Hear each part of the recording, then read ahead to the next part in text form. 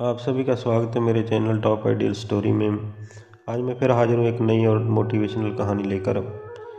आज की कहानी एक राजा की है। चलते हैं कहानी की तरफ। जब तक सफल ना हो जाएं, तब तक किसी भी प्रलोभन में फंसकर रुकना नहीं चाहिए। वही व्यक्ति अपने लक्ष्य तक पहुंच सकता है जो किसी भी प्रलोभन में फंसकर रुकता नहीं है। इस संबंध में एक लोक कथा प्रचलित है। कथा के अनुसार पुराने समय में एक राजा की कोई संतान नहीं थी। वह बूढ़ा हो गया था तो इस बात की चिंता होने लगी कि मेरे बाद इस राज्य को कौन संभालेगा। राजा ने अपने गुरु से इस समस्या का हल पूछा। गुरु ने कहा कि राजन, अपनी प्रजा में से किसी योग्य व्यक्ति को उत्तराधिकारी बना देना चाहिए। ये बात राजा को समझ आ गई। उसने अपने मंत्री से कहा कि प्रजा के बीच ये घोषणा करवा दो कि कल जो भी व्यक्ति सूर्यास्त से पहले मुझसे मिलने राजमहल तक आ जाएगा, उसे इस राज्य का उत्तराधिकारी घोषित कर दिया जाएगा।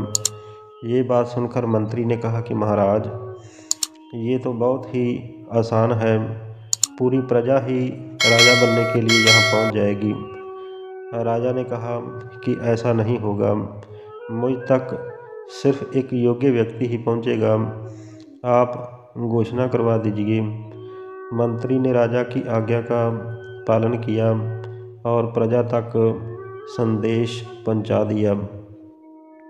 अगले दिन बड़ी संख्या में लोग उत्तराधिकारी बनने के लिए राजमहल की ओर निकल पड़े। महल के बाहर राजा ने एक बड़े मेले का आयोजन किया था।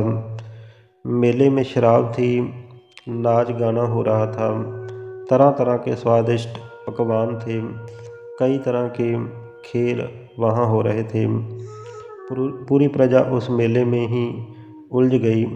अपनी अपनी पसंद के हिसाब से लोग मज़ा लेने लगे।